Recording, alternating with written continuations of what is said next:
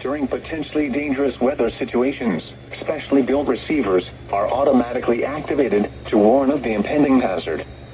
Tests of these receivers normally are conducted by the National Weather Service every Wednesday around noon.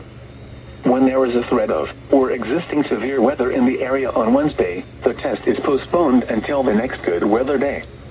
The warning alarm transmitted over this and other NOAA radio stations in southern Wisconsin will normally be activated for watches and warnings that affect the following Wisconsin counties: Richland, Vernon, Adams, Juneau, Marquette, Waushara, Winnebago, Calumet, Manitowoc, Sauk, Columbia, Green Lake, Fond du Lac, Sheboygan, Dodge, Washington, Ozaukee, Iowa, Dane, Jefferson, Waukesha, Milwaukee, Lafayette, Greene, Rock, Walworth, Racine, and Kenosha.